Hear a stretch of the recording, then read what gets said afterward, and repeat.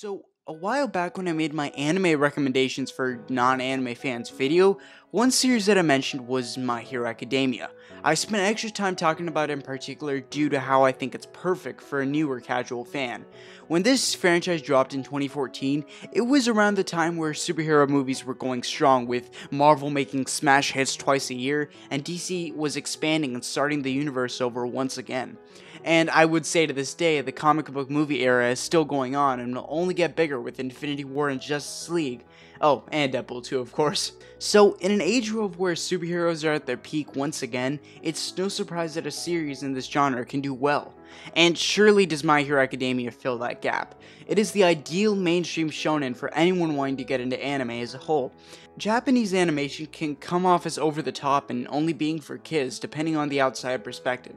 And sure, I can see that. It has its moments, and while I personally adore this style of shonen, it's not necessarily for everyone, and that's what it is. But My Hero Academia is one shonen standing out in particular. I've rambled on about this series' success in a previous video before, so I don't really feel the need to reiterate all the points again. Basically though, the series sticks out for being similar to what people of today are into and having that mainstream aspect.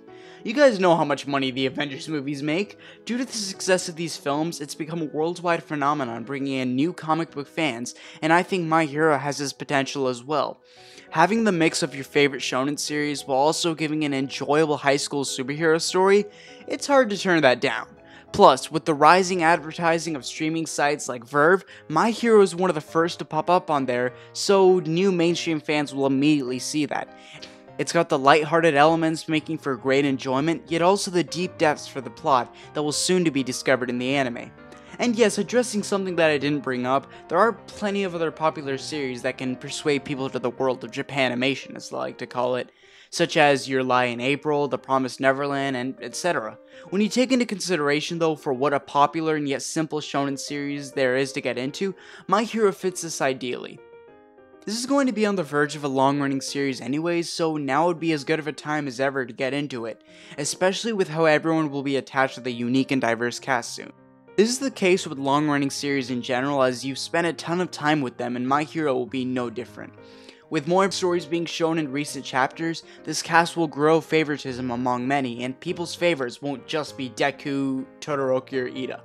Casual fans, if they get into it now, will truly see what shonen and action anime in general is like, and this could potentially boost up the success of other shows as well. This is all headcanon of course, but nonetheless this is still why it's such a go-to anime for many. Having the best from both worlds and making it easier for one fandom to make a gateway to another one.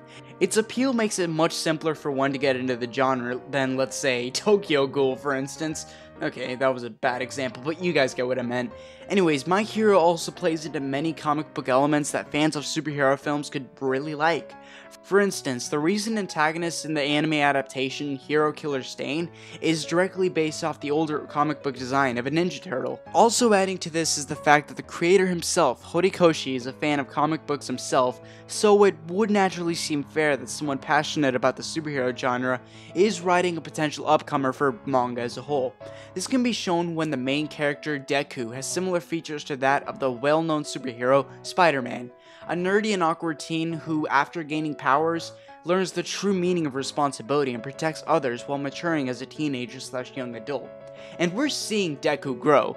In the anime, he's still only 14 to 15 years old, and that's super young. With an age like that and a main location being a special high school, you can do a lot taking advantage of the unique environment and the diverse characters. In the manga, sure, he's 16, but due to how many chapters ahead it is, it does kinda make sense. Plus, the relatable main protagonist tends to be more favored than a one-dimensional character who just, quote, looks cool.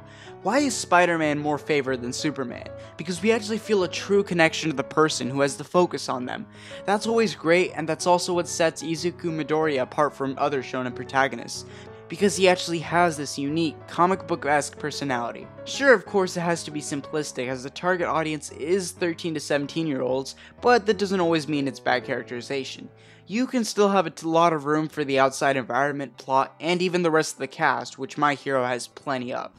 Thus, everything is adding up, and when the series continues to grow in popularity, it might actually interest readers and watchers to start looking at other anime. Community growth can be a good thing, and if My Hero stays on the roll, it can definitely be the ideal go-to and gateway anime for everyone. So guys, that's just been this discussion for today that I wanted to share. I had a lot of fun scripting this, and I would like to hear what everyone has to say on My Hero Academia as a whole, and your thoughts on this video. Anyways, that's it for today, and Ninja out. Peace everybody, and have a good day.